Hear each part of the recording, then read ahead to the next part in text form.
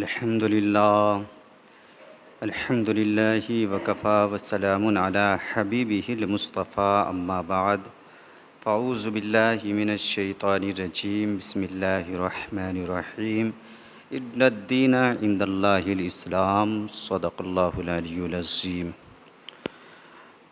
درود پاک پڑھیں۔ اللہم صلی علی سیدنا شفیعنا حبیبنا مولانا محمد بارک وسلم صلو علیہ صلاۃ و سلام علیک یا رسول اللہ صلی اللہ تعالی علیہ وسلم۔ حضرات محترم، آج میری گفتگو کا عنوان ہے اسلام۔ قرآن مقدسہ کہتا ہے ان الدین عند اللہ الاسلام، جس کا مفہوم یہ ہے کہ بے شک اللہ کے نزدیک پسندیدہ دین دین اسلام ہے۔ سبحان اللہ۔ یعنی اس دنیا میں جتنے بھی مذاہب پائے جاتے ہیں ان سبوں میں سب سے اچھا، سب سے بہتر، سب سے سچا دین دین اسلام ہے۔ آپ دین اسلام کی گہرائی میں اتریں تو پتہ چلے گا کہ مذہب اسلام کتنا خوبصورت مذہب کا نام ہے، کتنا خوبصورت مذہب کا نام ہے، کتنا خوبصورت دین کا نام ہے۔ آپ دیکھیں مذہب اسلام اس مذہب کا نام ہے جو امن و شانتی کا پیغام دیتا ہے۔ مذہب اسلام اس مذہب کا نام ہے جو بھائی چارے کا پیغام دیتا ہے۔ مذہب اسلام اس مذہب کا نام ہے جو اخوت و محبت کا پیغام دیتا ہے۔ مذہب اسلام اس مذہب کا نام ہے جو ماں باپ کے ساتھ بہترین سلوک کا پیغام دیتا ہے۔ مذہب اسلام اس مذہب کا نام ہے جو بیوی، بچوں اور تمامی لوگوں کے ساتھ بھلائی کا پیغام دیتا ہے۔ مذہب اسلام اس مذہب کا نام ہے جو اپنے تو اپنے بیگانوں کے ساتھ بھی اچھا برتاؤ کا پیغام دیتا ہے۔ سبحان اللہ۔ لیکن اس کے باوجود بھی کچھ لوگ مذہب اسلام کے نام کو بدنام کرنے کی ناکام کوششیں کرتے رہتے ہیں اور یہ کہتے پھرتے ہیں کہ مذہب اسلام اس مذہب کا نام ہے جو تلواروں کے زور پر پھیلا ہے، لہٰذا یہ شانتی نہیں اشانتی کا مذہب ہے، یہ امن دینے والا نہیں، یہ امن کو ختم کرنے والا مذہب ہے۔ لیکن حضرات ایسا نہیں ہے، اس لیے کہ اگر مذہب اسلام تلواروں کے زور پر پھیلتا تو صرف جسموں پر قبضہ جما پاتا، دلوں پر قبضہ نہیں جما پاتا، دلوں کی دنیا کو فتح نہیں کر پاتا، کیونکہ ہتھیاروں کے زور سے صرف جسموں پر قبضہ کیا جا سکتا ہے، دلوں پر قبضہ نہیں کیا جا سکتا، دلوں کو فتح نہیں کیا جا سکتا۔ لیکن تواریخ گواہ ہے کہ مذہب اسلام نے سب سے پہلے دلوں پر قبضہ جمایا ہے، دلوں کی دنیا کو فتح کیا ہے۔ سبحان اللہ۔ جسموں پر قبضہ جمانے کی ضرورت ہی نہیں پڑی۔ اسی لیے تو میں ڈنکے کی چوٹ پر یہ کہتا ہوں کہ وہ دنیا کے عقل مندوں، عقل کے دروازے کو کھولو اور یہ سنو کہ مذہب اسلام تلواروں کے زور پر نہیں پھیلا ہے، مذہب اسلام ہتھیاروں کے زور پر نہیں پھیلا ہے، مذہب اسلام ظلم و تشدد کے زور پر نہیں پھیلا ہے، بلکہ مذہب اسلام اخلاق مصطفیٰ کے شور پر پھیلا ہے، اخلاق حسنہ کے شور پر پھیلا ہے۔ اخلاق مصطفیٰ کی خوبصورتی کی چھوٹی سی جھلک آپ دیکھیں کہ جو پیغمبر اسلام کو ستایا کرتا تھا آپ اس کے لیے بھی دعا ہی کیا کرتے تھے، جو آپ پر ظلم و ستم ڈھایا کرتا تھا آپ اس کے لیے بھی دعا ہی کیا کرتے تھے، یہاں تک کہ جو آپ پر پتھروں کی بارشیں کیا کرتا تھا آپ اس کے لیے بھی دعا ہی کیا کرتے تھے۔ سبحان اللہ۔ اس موقع پر میں طائف کا وہ درد بھرا واقعہ آپ کو یاد دلانا چاہتا ہوں کہ جب پیغمبر اسلام نے طائف کے سرداروں کو اسلام کی دعوت دی تو ان لوگوں نے دعوت اسلام کو تو ٹھکرا دیا، لیکن لچوں، لفنگوں اور غنڈوں کا ایک گروہ آپ کے پیچھے لگا دیا جو آپ کا مذاق اڑاتا تھا، آپ کے پیچھے تالیاں بجاتا تھا، قہقہے لگاتا تھا اور آپ پر پتھروں کی بارشیں کیا کرتا تھا۔ تو ان غنڈوں نے پیغمبر اسلام پر اتنا پتھر برسایا، اتنا پتھر برسایا کہ آپ کے پاؤں مبارک زخموں سے لہو لہان ہو گئے اور اتنا خون نکلا کہ آپ کے موزے خون سے بھر گئے، لیکن اخلاق نبوت کی بنیاد پر پیغمبر اسلام نے اتنا ہونے کے باوجود بھی ان لوگوں کے لیے بد دعا نہیں کیا۔ سبحان اللہ۔ یہ ہے اخلاق مصطفیٰ کی خوبصورتی کہ آپ بد دعا نہیں کر رہے ہیں۔ جبکہ پہاڑ کے فرشتے آ گئے حضور کی بارگاہ میں، عرض کیا یا رسول اللہ آپ جو چاہے مجھے حکم دے میں وہ کرنے کو تیار ہوں۔ اگر آپ کہے کہ ان پہاڑوں کو اٹھاؤ اور ان ظالموں پر پلٹ دو تو میں ابھی کا ابھی ان پہاڑوں کو اٹھا کر ان ظالموں پر پلٹ دیتا ہوں، صرف آپ اجازت تو دیں۔ لیکن پیغمبر اسلام ایسا کرنے سے منع فرماتے ہیں اور ارشاد فرماتے ہیں اے فرشتے سنو، میں رب کی ذات سے یہ امید کرتا ہوں کہ اللہ تعالیٰ ان کی نسلوں سے ایسے لوگوں کو پیدا فرمائے گا جو صرف اور صرف رب کی ہی بندگی کریں گے اور کبھی بھی شرک نہیں کریں گے۔ سبحان اللہ۔ یہ ہے اخلاق مصطفیٰ کی خوبصورتی۔ مذہب اسلام ظلم و تشدد کے زور پر نہیں پھیلا ہے، بلکہ مذہب اسلام تو اخلاق مصطفیٰ کے شور پر پھیلا ہے۔ سبحان اللہ۔ مختصر میں آپ یہ بھی دیکھ لیں، اخلاق مصطفیٰ کی اس خوبصورتی کو بھی آپ سن لیں، مجھے یقین ہے کہ اسے سننے کے بعد آپ کے ایمان و عقیدے میں تر و تازگی پیدا ہو جائے گی۔ مکہ شریف 8 ہجری میں فتح ہوا۔ فتح مکہ کے بعد شہنشاہ دو عالم کا دربار عام لگا، جس میں اسلامی لشکر کے علاوہ ہزاروں کی تعداد میں کفار و مشرکین بھی مجرم و قیدی کی حیثیت سے موجود تھے۔ شہنشاہ دو عالم کا دربار لگا ہوا ہے۔ پیغمبر اسلام نے پورے مجمع پر ایک گہری نگاہ ڈالی تو آپ نے اس مجمع میں انہیں بھی پایا جو آپ کے راستے میں کانٹے بچھا چکے تھے۔ پیغمبر اسلام نے اس مجمع میں انہیں بھی پایا جو آپ پر ظلم و ستم کے پہاڑ ڈھا چکے تھے۔ پیغمبر اسلام نے اس مجمع میں انہیں بھی پایا جو آپ کو بھدی بھدی گالیاں بک چکے تھے۔ پیغمبر اسلام نے اس مجمع میں انہیں بھی پایا جو آپ پر پتھروں کی بارشیں کر چکے تھے، پیغمبر اسلام نے اس مجمع میں انہیں بھی پایا جو آپ کے خون کے پیاسے ہو چکے تھے۔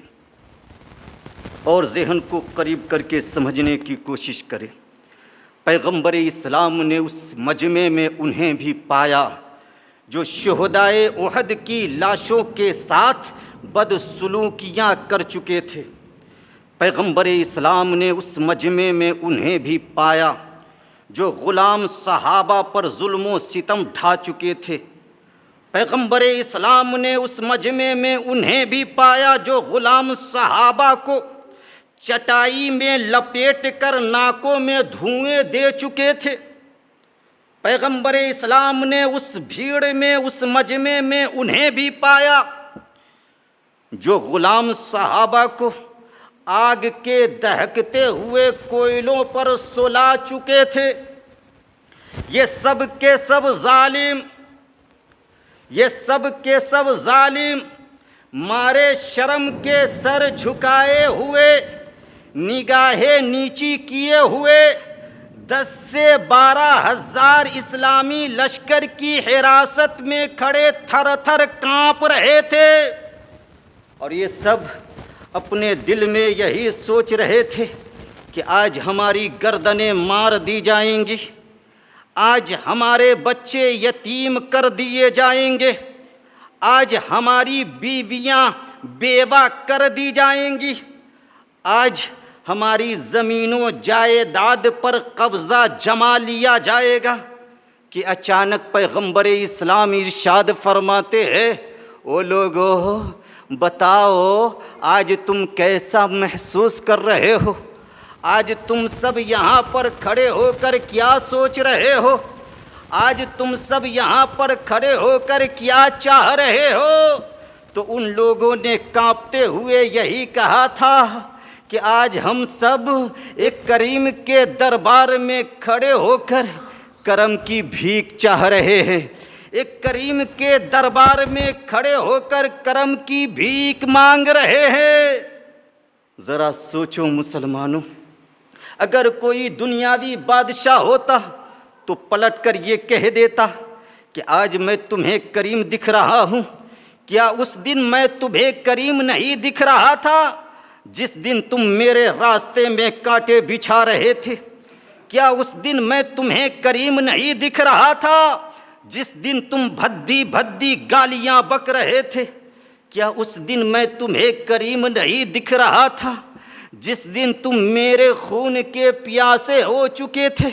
لیکن قربان جاؤ مسلمانوں اپنے آقا کے اخلاق حسنہ پر کہ پیغمبر اسلام نے پرانی باتوں کو دہرایا تک نہیں، پیغمبر اسلام نے پرانی باتوں کو یاد تک نہیں دلایا، اور ارشاد فرمایا، اے لوگو آج تمہیں گھبرانے کی ضرورت نہیں ہے، فکر مند ہونے کی ضرورت نہیں ہے، اس لیے کہ آج تمہاری گردنیں نہیں ماری جائیں گی، آج تمہارے بچے یتیم نہیں کیے جائیں گے، آج تمہاری زمین و جائیداد پر قبضہ نہیں جمایا جائے گا، اس لیے فکر مند ہونے کی ضرورت نہیں ہے، آج تم سبوں کو خوشیاں منانے کی ضرورت ہے، وہ اس لیے کہ سنو آج سے تم سب کے سب آزاد ہو، جاؤ تم پر آج سے کوئی بھی جرم باقی نہیں رہا، سبحان اللہ۔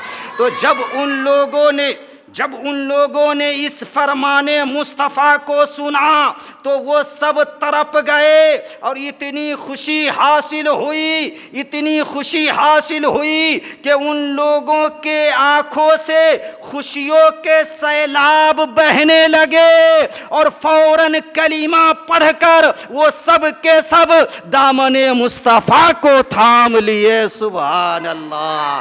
جبھی تو میں کہتا ہوں کہ اسلام اسلام ہتھیاروں کے زور پر نہیں پھیلا ہے، مذہب اسلام تلواروں کے زور پر نہیں پھیلا ہے، مذہب اسلام ظلم و تشدد کے زور پر نہیں پھیلا ہے، بلکہ مذہب اسلام تو اخلاق مصطفیٰ کے شور پر پھیلا ہے، مذہب اسلام تو اخلاق حسنہ کے شور پر پھیلا ہے۔ سبحان اللہ۔ اخلاق مصطفیٰ کی خوبصورتی کی ایک اور جھلک آپ کے گوشے گزار کرنے جا رہا ہوں۔ آپ دیکھیں، حضرت زید بن حارثہ رضی اللہ تعالی عنہ ہے، 8 سال کی عمر میں ہی غنڈوں نے آپ کو قید کر کے مکہ کے بازار میں لے جا کر فروخت کر دیا تھا، بیچ دیا تھا۔ کسی صورت آپ حضور کی غلامی میں آئے، آپ کے ابو، آپ کے خاندان کے لوگوں نے آپ کو بہت تلاشا، لیکن کہیں بھی کوئی عطا پتہ نہیں پایا۔ مدتوں بعد حاجیوں کے قافلے سے یہ پتہ چلا زید کے والد کو کہ تمہارا بیٹا مکہ میں محمد عربی کی غلامی میں زندگی گزار رہا ہے۔ جب حارثہ اتنا سنتے ہیں تو اپنے بھائی کعب کو لیتے ہیں، مکہ شریف پہنچتے ہیں، حضور کی بارگاہ میں پیشی ہوتی ہے۔ جب باپ کی نگاہ بیٹے پر پڑتی ہے تو گلے لگا کر باپ زارو قطار رونے لگتا ہے۔ جب کچھ سکون ملتا ہے تو حارثہ حضور کی بارگاہ میں عرض کرتا ہے، یا رسول اللہ، یہ زید میرا بیٹا ہے، بچپنے میں مجھ سے بچھڑ گیا تھا، اب پتہ چلا ہے۔ یا رسول اللہ، آپ جتنی قیمت چاہے مجھ سے طلب کرے، میں وہ دینے کو تیار ہوں، لیکن اب میرا بیٹا آپ میرے حوالے کر دیجئے، کیونکہ اب اس کی جدائی کا صدمہ میں برداشت نہیں کر سکتا۔ تو جب پیغمبر اسلام نے اتنا سنا تو مسکرا کر ارشاد فرمایا، اے حارثہ، یہ زید تمہارا بیٹا ہے، اس کے عوض تمہیں قیمت دینے کی کوئی ضرورت نہیں ہے۔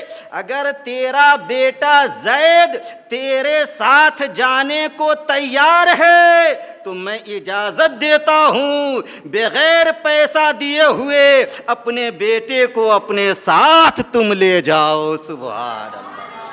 یہ ہے اخلاق مصطفیٰ کی خوبصورتی کہ آپ فرما رہے ہیں کہ پیسہ دینے کی کوئی ضرورت نہیں ہے، تیرا بیٹا ہے زید، میری طرف سے اجازت ہے، لے جاؤ اگر یہ جانا چاہتا ہے تو۔ زید کے چچا کعب کہتے، ہاں بھتیجے چلو، یہ غلامی کی زندگی سے نکلو، آزادی کی زندگی گزارنے کے لیے اپنے گھر چلو۔ زید کہتے ہیں، چچا جان، یہ غلامی کی زندگی میرے لیے آزادی کی ہزاروں زندگی سے کہیں بہتر ہے۔ سبحان اللہ۔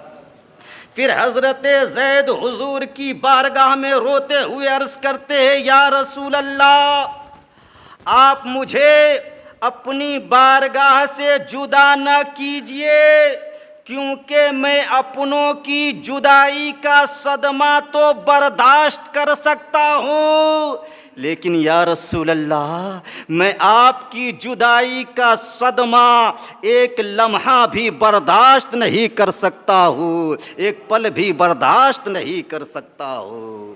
یہ ہے اخلاق مصطفیٰ کی خوبصورتی۔ جبھی تو امام عشق و محبت لکھتے ہیں، یا رسول اللہ، تیرے قدموں میں جو ہے غیر کا منہ کیا دیکھیں، تیرے قدموں میں جو ہیں غیر کا منہ کیا دیکھے، ارے کون نظروں پہ چڑھے دیکھ کے تلوا تیرا، کون نظروں پہ چڑھے دیکھ کے تلوا تیرا، اور تیرے ٹکڑوں سے پلے غیر کی ٹھوکر پہ نہ ڈال، تیرے ٹکڑوں سے پلے غیر کی ٹھوکر پہ نہ ڈال، جھڑکیاں کھائے کہاں چھوڑ کر صدقہ تیرا، جھڑکیاں کھائے کہاں چھوڑ کے صدقہ تیرا۔